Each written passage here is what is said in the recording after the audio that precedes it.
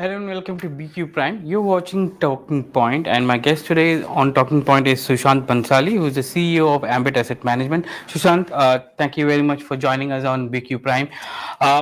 My first question to you is that we've been seeing a spurt in crude prices over the last few months, and that has put the entire calculation of earnings for many of the dependent companies and sectors in array. Can you give your assessment of what kind of impact do you see, especially as we complete the second quarter? Sure. No, so margin expansion was getting better for the last two quarters as crude prices came down after the massive rally in early 2022, right? And again, going back to about $100 crude prices is definitely a cause of concern for most of the companies in corporate India, and especially profit-making companies. So the margin expansion probably might stabilize right now and not increase further as we were expecting in Q2 and Q3. But hopefully, with the increased festive demand and the increase coming back of the growth rates, hopefully the overall EBITDA and profitability of the companies will be in line with expectations as compared to what we were expecting a couple of quarters back. What is the kind of earnings growth that you are penciling in for this financial year, and whether will it have any impact because of the crude going about 1995? Yes, if crude sustains above 1995 for a prolonged period of time, say about next 3 to 4 months, then definitely the earning estimates will take a hit for the rest of the year. We were building in on a Nifty basis about 15-16% earning growth, and that can get impacted in a few of the Nifty components, and will probably bring it down by a percentage or 2 percentage points. A large part of the earnings was led by financials, which doesn't get impacted by crude prices. So on a Nifty basis, definitely the cause is not that big as a result of volatility in crude prices. But many of the good quality franchises and our portfolios, as we look at where we're building about 18-20% earning growth, they might get impacted by a couple of percentage points for sure. You spoke about the fact that you have a good position in financials, banking and financials. Within the banking financial space, is there any specific favorites that you have?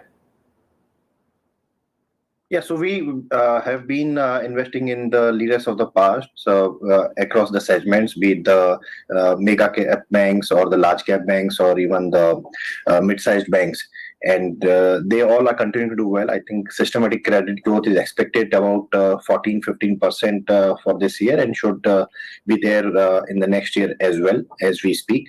There's been a big shift in terms of infrastructure lending, which has picked up quite a big, I would say, pace this year, especially the capex-led, whether you look at roads and bridges, whether you look at metals and mining or power. There's been a titanic shift, I would say, in FY24 sanctions so far. Mm-hmm. So, my question is that some of the big guns in the sector, like ICICI Bank and HDFC Bank, they've been growing at steady rates. But HDFC did come out with some kind of surprise with respect to the integration with HDFC, and as a result of which, it's looking at lower margins and some bit of hit on the asset quality. Is that a worry for you in the short term for you, or will this normalize over a period of time? Yeah, so merger of this nature, and just if you look at the impact of a change in account, there is not much. I would say that there's been surprise.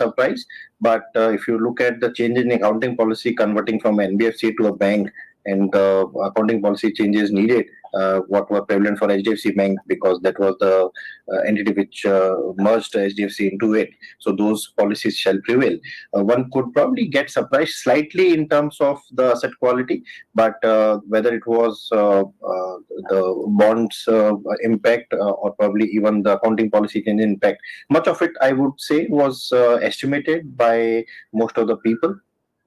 Probably not given that much impact in valuations before the clarity came. But any merger of this nature takes about 2 to 3 years of integration.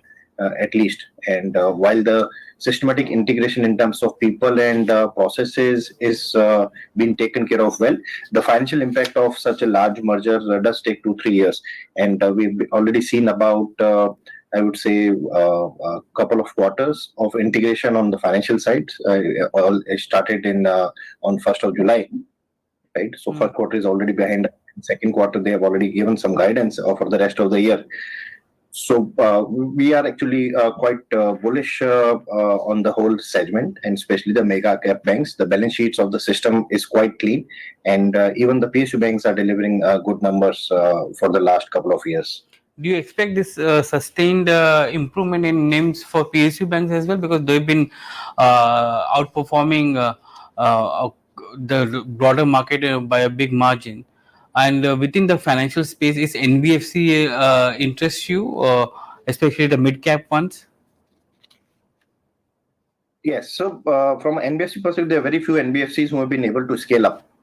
If you look at the journey of NBFCs, most of them struggle to grow beyond 10,000, 20,000. They are hardly, you can count on your fingertips the number of NBFCs who have scaled beyond 20,000 crores of lending, right? And those who are able to sustain through, they know the trick about uh, managing the balance between growth and asset quality, and that's why they've been able to sustain and grow up. Now most of these franchises, I would say, that will continue to do well.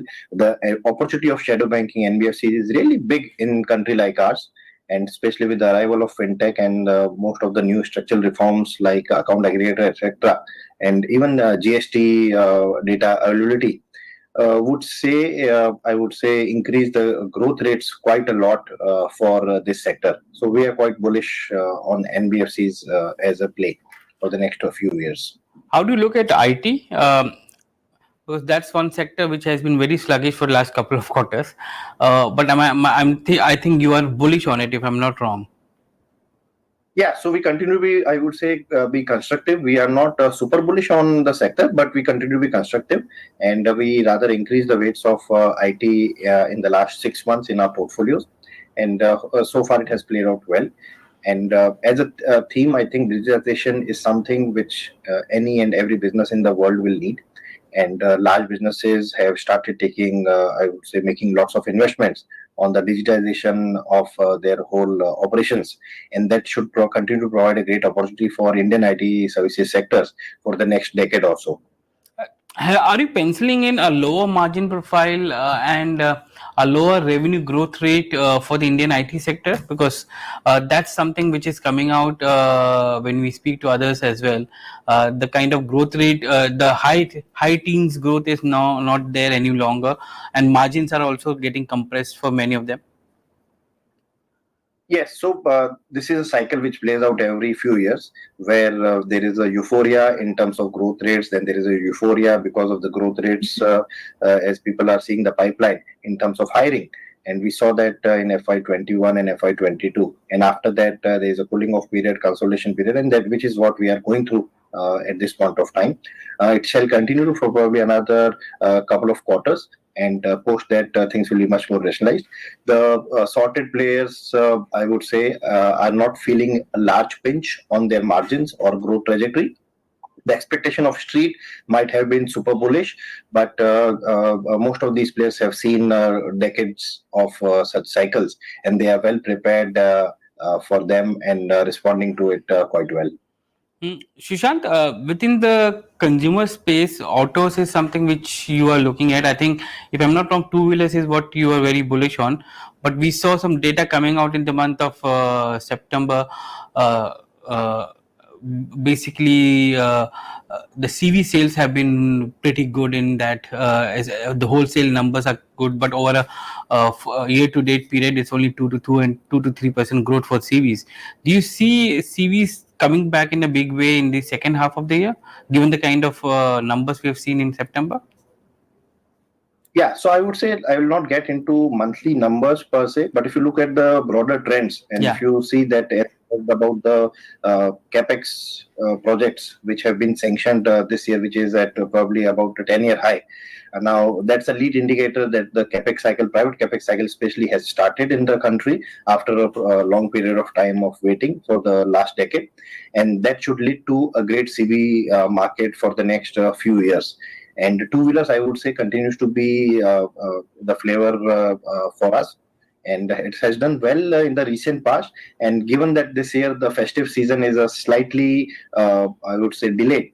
Normally, the festive season starts in September or late August. This time it started in mid of September. From that perspective, the things have shifted from Q2 to Q3, and we are quite hopeful and for a great festive season in Q3 for this year. Are you bullish on EVs also in the two-wheeler space? Not much, I would say. Still early days for EVs in terms of the whether you call the technology on the battery side, whether you call on the charging side. There are lots of challenges are still coming. I think the way of EVs as a sector. It will take another 2 or 3 years, I would say, for all these challenges to get sorted. And post that, I would say that EV can be a great enabler for the sector. But the next couple of years, I don't think we'll have a large, although the base is small, so you can say that growth rates are there. But EVs replacing the traditional engines, ICE engines, probably that will take still a few years from now. But are you seeing when you speak to dealers and when you speak to companies, are you seeing the fact that there is a replacement? The replacement of the current ICE engines is happening through EVs. Is there a trend like that? Maybe at a slower pace, but is it there? Probably at a very granular and slow space, I think. Definitely, whatever is happening is because of the replacement cycle only in terms of the adoption of EVs so far, especially in the two wheelers. But that's still, I would say, a large. If you look at the numbers, it's not even double-digit market share in terms of overall two-wheeler sales.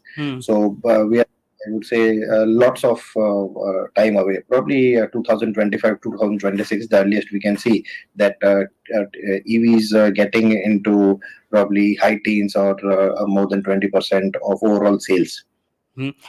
Give me a sense of what is the kind of demand growth that you're penciling in, especially from a consumer FMCG point of view. Are you seeing some kind of indication of revival of rural growth coming back, and hence consumption from rural side coming in? Yeah, so rural has always been a phenomenon of that the demand shall come in the second half of the year, of every fiscal year. I think we've been evaluating and listening to this for a long period of time. Last 3 years, that has not taken place to a large extent. This year, being a election year in few states as well as national elections in mid of or early mid of next year, we are and given that the monsoon has been good, hopefully the recovery will be better in the second half of this year. Better than the last 3 years, I would say. Since COVID, the rural demand has not picked up that well as urban demand has. I think urban did much better, and that's why overall demand for the sector was satisfactory for the last 3 years. But if the rural demand adds up this year, then probably we'll have a much better year on a few of these sectors on consumption. What about consumer discretionaries? I think you're bullish on them, right? Yeah, consumer discretionary, I think, is a great theme for the next couple of decades as the per capita income grows. And the way it has been growing in the last 2 decades, I think it shall continue to for the next 2 decades as well in the similar phase. And as more and more people come out of poverty and start consuming more discretionary items, the bottom of the pyramid and the mid level of the pyramid on consumer discretionary can be a great theme for a country of the size which we have. Any particular companies that you like in that space?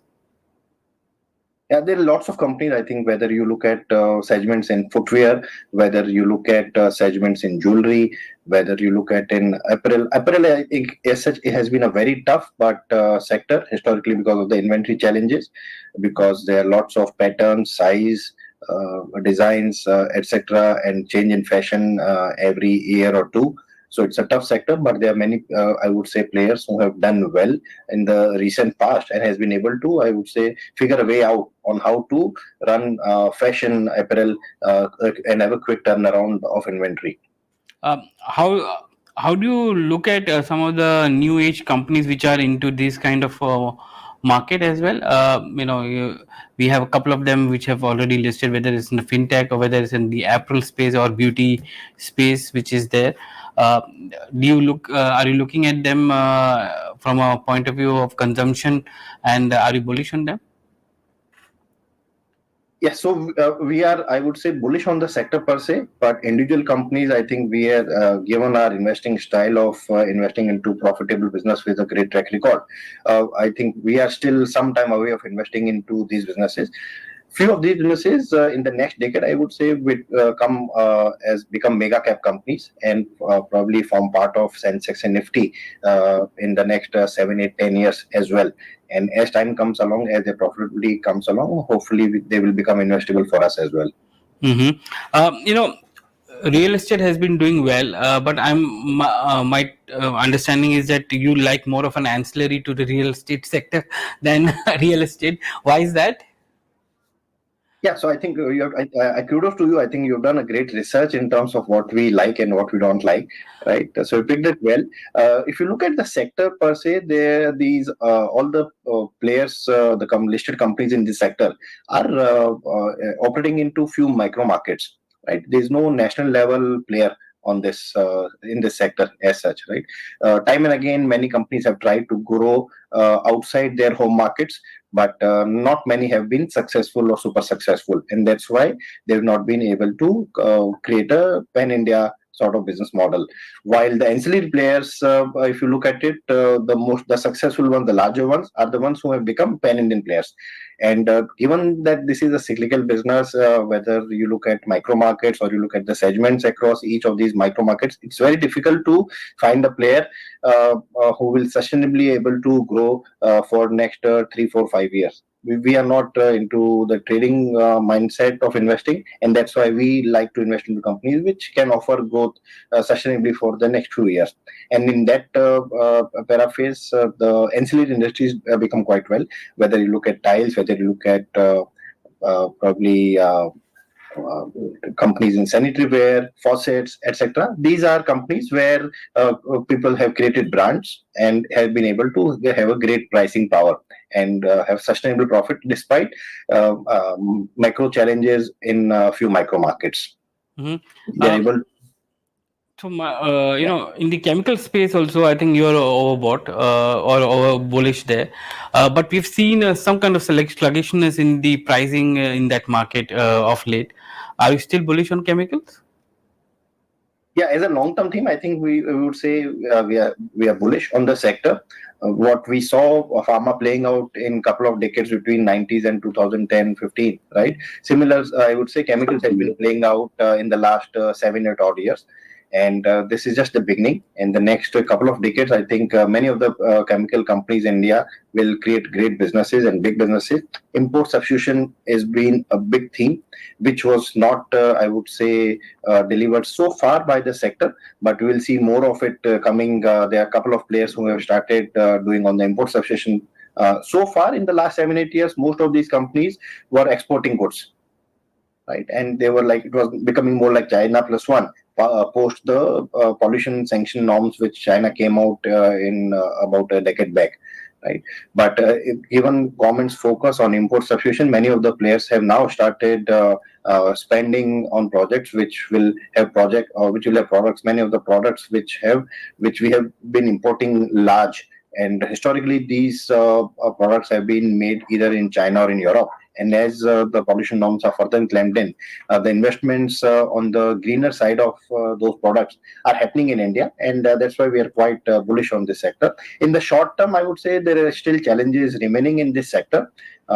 Don't expect miracles to happen in next 1 or 2 quarters, but our view is that the downturn is behind us. The sector has sort of bottomed out.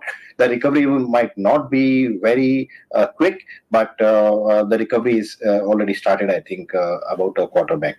Do you see when you interact with these companies the benefit of China plus one actually playing out, or is it just organic demand is so high for these chemicals that the growth is coming in? So if you look at global demand, that has not increased massively in the past 7 8 years. So definitely, it's not a new demand which has been fulfilled by the Indian players. So the case then is that it is substitution of one production center, say China or some, or let's say even Europe, because China also became large because of substitution in US and Europe. And now we are substituting probably China and a part of Europe, and that has been the reason behind large capex and large volume growth for most of the chemical players in this country. So demand per se, I don't think has become too big for a country like India to deliver such a large growth in the last 7 8 years. Finally, Sushant, you spoke about almost all the sectors, and you also spoke about how earnings are expected, and maybe there may be 100 to 200 bips impact on earnings, which is because of the crude impact. Where do you see Nifty headed in the next 12 months? We are not in the prediction game as such, but we are super bullish on India. And 12 months from now, which is next Diwali, don't know how things will play out in the short term, because we have a big, I would say, macro event in between, which is general elections, and we'll have to keenly watch as to how it plays out. If it plays out well, and again we have a strong majority government, right, and it can be of either party, but if there is a strong majority government, then I would say that Nifty, which is closer to or rather below 20,000 today, can easily be about 22,000 next year. Just a 10% growth rate, the growth for Nifty, given the fact earnings are growing at more than 13 to 15%. Yeah, so we had a good run up in the last couple of quarters, right? From March, from 17,000 Nifty it moved to 20,000, right? And given the election rally in between, I would say there will be weakness in the market, which might be there, and there might again be, you will see big jumps, but there might be volatility in between, and that's why I'm being cautious in terms of because these things get picked up, right? If I make a statement of 25,000, I'm telling you on channels and all media, this thing will roam around. So I want to be cautious around it. But on 2025, we'll definitely see 25,000 Nifty. Okay. Just to put it in perspective, do you see fund flows also increasing accordingly? Because we'll have fund flows coming for the bond index because India's inclusion into the debt market and fixed income. But do you see it's coming into equities as well, or there will be some diversion of current equity flows into the bond? Yeah, unlikely that equity flows will go into bond. I think the bond already, given the interest rate cycles, the money from equity to debt moved about a year back, and now is the turn actually from debt to equity, which will play out. And for a country like India, which historically was growing about 1.5 2 times of global growth, and in the current scenario growing about 2.5 3 times of global growth, more and more equity flows will come. And if we are able to continue to showcase our stewardship, leadership, and I would say our commitments to green energy and climate change, etc., lots of global money will come. They all are chasing growth, and they are not getting it anywhere else in the world. And for the next 10 20 years, I would say that these flows will be super strong and well aided by domestic flows. If you look at the last couple of years, it's the domestic flows which saved the Indian markets. Had it been some other time, the large FPI outflows between September 21 and March 22 or June 22 probably would have taken our markets by 25-30% types, right? But we had a single digit outflow on Nifty, correct? So domestic flows is very strong, and that culture of equity investing, I think, is growing up quite well in this country, and that's what gives us solace. Then that's why we are so bullish on equity markets for the next couple of decades. Sushant, it was a pleasure talking to you on Talking Point today. Thank you very much for joining us on BQ Prime. Thank you.